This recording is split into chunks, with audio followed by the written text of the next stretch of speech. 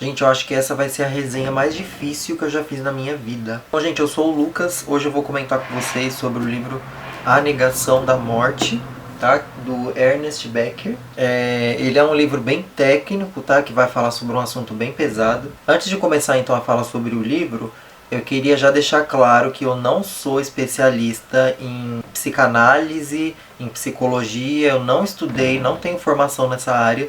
Então, se eu falar alguma besteira aqui que esteja errada, sabe, desconsiderem ou me corrijam nos comentários. Falar mais como foi a experiência de leitura e o que eu pude concluir dessa leitura, que foi bastante recompensadora para mim, pelo momento que eu estou passando agora. Foi um livro muito interessante de ter lido justamente nesse momento. Bom, gente, o Ernest Becker, ele é antropólogo, tá? Então ele escreveu esse livro.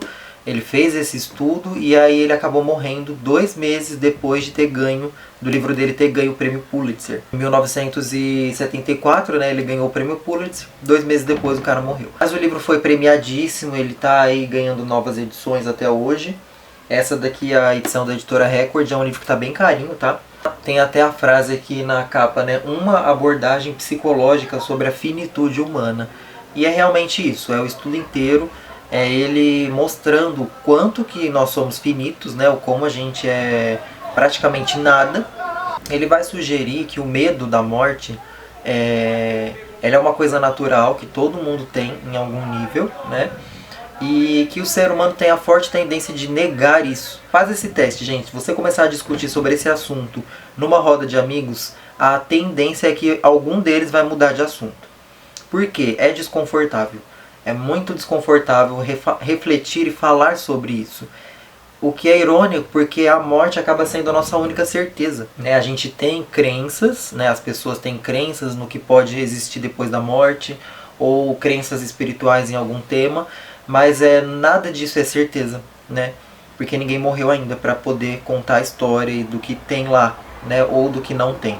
Então a morte, como uma coisa bem prática mesmo, né, a finitude humana, ela é uma certeza. E é muito desconfortável falar sobre ela. O que o Ernest Becker faz? Ele traz vários pensadores, né, vários psicólogos, ele vai colocar um pouquinho do estudo de cada um deles sobre esse tema. Então lá no começo do livro ele vai começar a falar sobre o herói, e é a mania que o ser humano tem de querer se achar importante, de se achar melhor ou de se achar especial em algum nível na natureza. Tá certo que a gente não pode negar que o ser humano ele é o único da natureza que tem a capacidade de pensar, né, de pensar, raciocinar e refletir. Então, querendo ou não, a gente acaba sendo diferente, né, do resto da natureza. Mas o ser humano ele tem essa tendência de se achar melhor e especial, sendo que ele ainda morre, né? Ele até vai fazer uma associação muito engraçada, em um certo nível, sobre o ser humano e o cu. O ser humano pode ser a pessoa mais importante do mundo, pode ser a pessoa mais especial, pode ser a pensadora mais importante, o filósofo mais esperto, mas no final ele ainda caga. Ele ainda tem um cu que caga. Então é uma associação bem engraçada que ele faz no livro. Ele vai falar sobre o caráter, sobre a mentira do caráter humano também. Então o livro inteiro ele vai começar a trazer pontos da psicologia e da psicanálise que aparentemente não tem nada a ver com o tema, mas no fundo tem, né? Tá tudo ligado. Então ele vai falar sobre, por exemplo, fetiche, narcisismo, compulsão. Ele vai falar sobre o complexo de Édipo, o que seria um homem saudável, afinal de contas. Então ele vai falar sobre muita coisa. Ele vai falar sobre transferência erótica, transferência que a gente acaba pondo num líder, né? E aí ele vai começar a falar também sobre Freud. Ele vai ter um longo capítulo que vai falar sobre Freud. E é um capítulo bem interessante porque a princípio parece que ele está falando mal de Freud. Mas não, gente, ele está só desconstruindo a imagem que as pessoas fizeram do Freud como se fosse um deus, né? Essa imagem endeusada que Freud carrega, o Ernest Becker vai desconstruir isso nesse capítulo, trazendo novamente aquela coisa que eu falei sobre não importa o quão importante você seja, você ainda caga. Você tem um cu que caga. Então você é um ser humano finito, assim como todos os outros. Assim como Freud também era. Então ele vai falar sobre problemas que Freud tinha, vai falar sobre os desmaios de Freud. Tem até um pedaço aqui que ele fala que acho que foi Jung, ele estava conversando com Freud e Jung coloca uma questão que Freud achava desconfortável e aí ele acabou desmaiando. Então vai falar sobre os desmaios de Freud. Então ele vai desconstruir a imagem de Freud sem perder o seu prestígio, sem perder a sua genialidade de tudo que ele fez, né, de tudo que ele conseguiu trazer pra gente, mas trazendo assim, mostrando que ele era um homem comum. Nisso ele vai acabar puxando também um gancho para falar sobre a transferência. A transferência ela tem a ver com a segurança que a gente carrega com os nossos pais, principalmente com a mãe. Então a gente tem aquela coisa de ver os pais como deuses perfeitos, né, e pessoas assim que são o ápice da nossa admiração e exemplo, até que um dia a gente vai crescendo e vai vendo que os pais são como outras pessoas qualquer que cometem erros, que fazem sexo, que cagam também, que, né, são erradas. Então a gente vai perdendo isso. Coisa, ela ainda fica na gente. Então em algum momento da nossa vida a gente pode acabar transferindo esse endeusamento para outras pessoas. E aí ele vai começar a falar sobre cultos religiosos, seitas, como que pessoas assim conseguem se aproveitar dessa coisa da transferência para conquistar muitas pessoas. A pessoa acaba transferindo esse endeusamento que a gente tem que a gente tinha com os nossos pais para essa figura messiânica, né, que pode vir a salvar você. E isso tudo está ligado também com o medo que a gente sente da morte. A gente tem medo de ser destruído, a gente tem medo da nossa vida cessar, então a gente acaba levando o pensamento para alguma coisa mais superior, né, digamos assim. E aí ele também vai falar sobre a questão dos artifícios que a gente usa para poder fugir dessa pergunta, dessa grande questão que é a morte, né?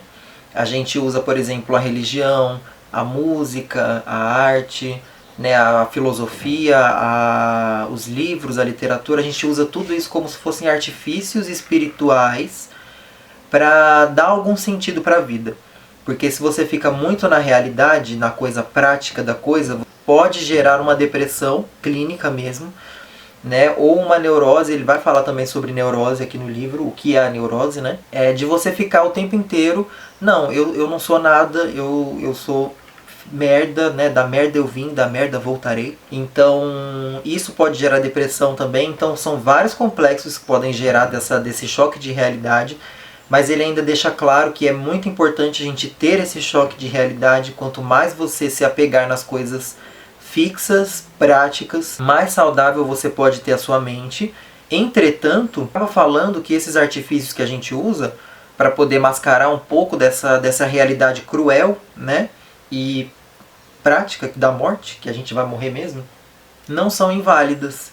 Então ele não desprestigia o uso que a gente faz desses artifícios, porque isso acaba gerando um equilíbrio. Gera esse paradoxo, né? Eu fico na realidade, na coisa mais prática, que isso pode me deixar muito triste, ou eu vou para uma coisa mais espiritualizada da coisa, mesmo sabendo que isso não é real. E aí isso tudo gera uma grande questão, que é a questão que vai abordar o tempo inteiro no livro, que é a mais complexa de todas e que eu acho que a gente nunca vai achar uma resposta para ela. Afinal de contas, se a gente sabe que nossas vidas são finitas, que a nossa vida tem prazo de validade, que ela não é especial em nenhum nível, né? Que nós somos assim como qualquer outra criatura do universo que está fadada ao fim, e também sabemos que os artifícios que a gente usa para mascarar essa realidade, chamados assim como espiritualidade, são coisas que não vão ajudar no final, qual seria então a mentira mais convincente que nós poderíamos então se apegar a ela para ter uma vida razoavelmente tranquila? Então assim, gente, eu só posso concluir de todo esse estudo, e assim, ele é um estudo bem complexo, ele tem uma linguagem bem técnica, o livro, falando por mim, que, gente, eu acho que essa questão a gente nunca vai conseguir resolver. Eu acho que não importa quantos pensadores vão entrar aí nas próximas gerações, ela é uma questão que sempre vai estar agarrada na gente, né? O medo da morte. Você pega uma pessoa super corajosa que fala, mas eu não temo a morte, a gente vai morrer mesmo. No fundo, gente, essa é a pessoa que mais teme a morte, né? Porque quanto mais você afirma uma coisa, mais doença tem nisso. Então, quanto mais você afirma que não teme a morte, mais você a teme em algum nível. Até o livro vai falar sobre a análise, né? E qual é a vantagem de você fazer uma análise, né? Uma terapia. Afinal de contas, a terapia vai te fazer chegar na verdade. Que a verdade, mais prática da coisa. Ela vai fazer você, não é nem conhecer a si mesmo. A terapia, ela vai te ajudar a ver o problema de fora. Então ela vai fazer você se desligar um pouco do afeto que você sente pelo problema, que você tem no problema, que você está passando, né? E ver esse problema de uma forma exterior, como se você fosse um espectador, e aí você consegue enxergar, tá, então tá acontecendo isso, e você para de sentir um pouco aquilo tão profundamente.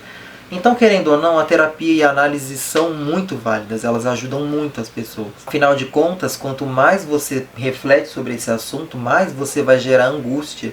E assim como o livro fala, e eu já falei sobre isso, acho que em outro vídeo também, em toda angústia há uma verdade. Toda angústia, ela guarda uma coisa que é real. E no final, gente, assim, para concluir, o que eu achei de tudo isso, né? Todos esses artifícios que eu falei, espirituais, né? Religião, embora eu não recomende a religião, mas ela também se encaixa, na música, né? Na arte, no artesanato, na leitura, na literatura, coisas que você faz que enriquecem o seu interior, que enriquecem a sua mente, que te fazem respirar, que são coisas espirituais, gente, né? Talvez o uso dessa palavra esteja carregado de um certo preconceito em algum nível, mas são coisas que enriquecem o seu espírito, que enriquecem o seu interior. Então eu acho que todas essas coisas são válidas ainda, né? Eu acho que até hoje ninguém inventou alguma coisa melhor para que a gente se apegasse, para não desesperar, né? É válido você investir sim na sua espiritualidade, é válido você investir no seu interior, nas coisas que vão enriquecer ou amortecer o seu espírito, porque a angústia ela é pesada e quando ela vem não tem pra ninguém, ela vem com carga pesada mesmo pra cima de você. Bom, gente, não sei se eu fui claro no vídeo, eu falei que esse ia ser um vídeo difícil de fazer porque é muita coisa que o livro traz, e esse é um livro, gente, que ele vai impactar, tá? Mas ele vai impactar cada leitor de uma forma diferente. Então eu já vi pessoas que leram esse livro, né, falando que foi uma obra assustadora, que deixou ela sem dormir durante a noite. Já vi pessoas que falaram que esse livro foi uma iluminação, foi uma epifania.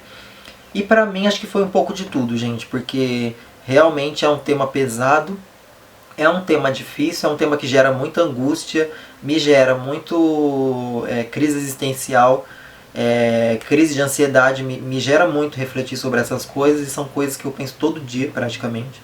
Mas foi um livro que me deixou assim mais tranquilo, no sentido de calma, você não tá sozinho. Isso acontece com todo mundo e é isso aí, é o que tem pra hoje. Mas vale muito a pena vocês investirem nessa literatura. Eu acho que ele é um livro muito importante para a formação de uma pessoa.